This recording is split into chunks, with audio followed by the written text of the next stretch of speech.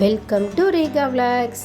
என்னங்க ரேகா, எப்போதுமே இந்த வீட்டு வேலைகள் செய்கிறதையே தான் நீங்கள் வீடியோவாக போடுவீங்களா? நீங்கள் வீட்டு வேலைகள் இல்லாத டைமில் உங்களோட ஃப்ரீயாக உள்ள டைமை எப்படிலாம் நீங்கள் ஸ்பெண்ட் பண்ணுவீங்க கொஞ்சம் சொல்லுங்களே அப்படின்னு சொல்லி நீங்கள் கேட்குறதுக்கு முன்னாடியே நம்ம சொல்லிடலாம் அப்படிங்கிற ஒரு வீடியோ தான் இன்றைக்கி நம்ம பார்க்க போகிறோம். கொஞ்சம் ஜாலியாக அப்படியே போகலாமே.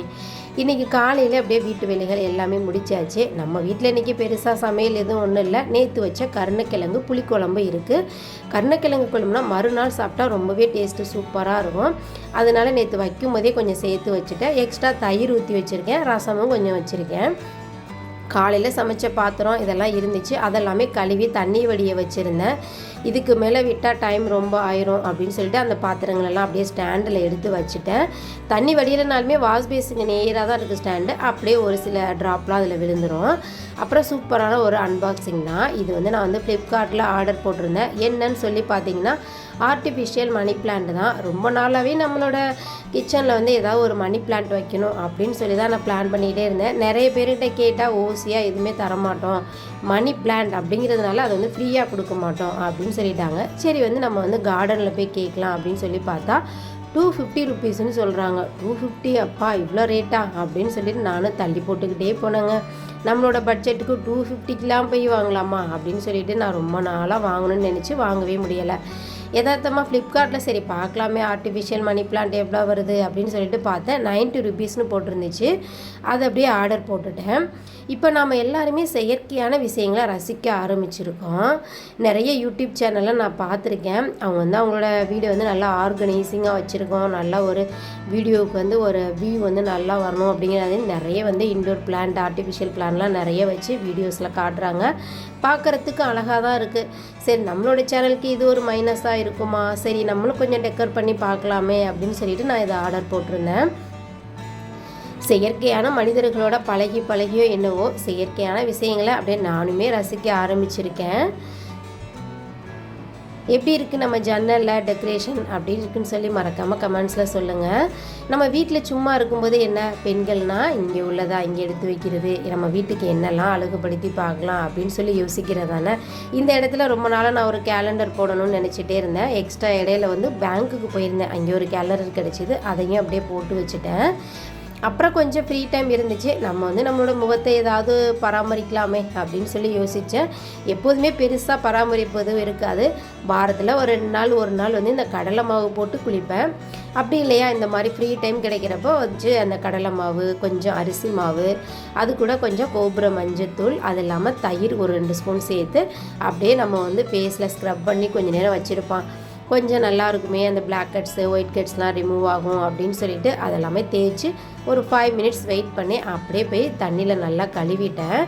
அதுக்கப்புறம் என்ன, நம்மளோட கார்டனில் உள்ள பால்கனியில் உள்ள அந்த அலோவேரா இருக்குல்ல, அதை அப்படியே கொஞ்சமாக கட் பண்ணி அதையும் கொஞ்சம் நேரம் ஒரு 10 நிமிஷம் அப்படியே ஸ்க்ரப் பண்ணி வச்சுட்டு நல்லா கழுவிட்டேன். நம்ம கடையில் போய் பார்லரில் எதுவுமே ஃபேஷியல் இந்த மாதிரி பண்ணுற இதெல்லாம் நமக்கு எதுவும் விருப்பம் இல்லைங்க. இது பார்த்திங்கன்னா இந்த ரோஸ் வாட்டர் என்னோடய ஹஸ்பண்ட்க்கு ஒரு மெடிக்கல் ரெப் காம்ப்ளிமெண்ட்டாக கொடுத்தாங்களாம். நம்ம காசு போட்டுலாம் எதுவும் வாங்க மாட்டோம், ஓசியாக வந்தால் யூஸ் பண்ணிக்க வேண்டியதான் அப்படின்னு சொல்லிட்டு என்னோடய ஹஸ்பண்டுமே எதுவுமே வாங்க மாட்டார். இந்த மாதிரி எனக்கும் வாங்குறதுல விருப்பம் இல்லை. சரி ஓசியாக அதை யூஸ் பண்ணி பார்க்கலாமேன்னு ஒரு 2-3 டைம் தாங்க போட்டிருக்கேன். பெருசாக இது போடுறதுக்கும் எனக்கு ஞாபகம் வராது, மறந்து போயிடும் பாருங்களேன். அதையும் அப்படியே கொஞ்சம் நேரம் போட்டு வச்சுட்டு நம்ம ஏதாவது ஒரு ஸ்நாக்ஸ் சாப்பிட்லாம் அப்படின்னு சொல்லிட்டு வந்துட்டேன். இன்றைக்கி சன்விக்கு ஸ்நாக்ஸுக்கு இந்த நட்ஸில் நாட்டு சர்க்கரை கீலாம் போட்டு ஒரு லட்டு மாதிரி பண்ணி கொடுத்துருந்தேன். நானும் அதில் ஒரு 2-3 சேர்த்து செஞ்சுக்கிட்டேன், நம்மளும் சாப்பிட்லான்ட்டு. அது கூட முந்திரி, உலர் திராட்சை, பேரிச்சம்பழம் 2 இதெல்லாம் எடுத்துக்கிட்டு அப்படியே பெட்ரூமுக்கு வந்துட்டேன். அப்புறம் நம்ம வீட்டுக்கு சூப்பராக வீட்டுக்கு புதுசாக ஒன்று பண்ணியிருக்கோம். அது என்னென்னு உங்கள்கிட்ட நான் சொல்கிறேன். சன்வியோட நிறைய ஃபோட்டோ வீடியோஸ்லாம் நாங்கள் பென்ட்ரைவ்லேயே தான் காப்பி பண்ணி வச்சுருந்தோம்.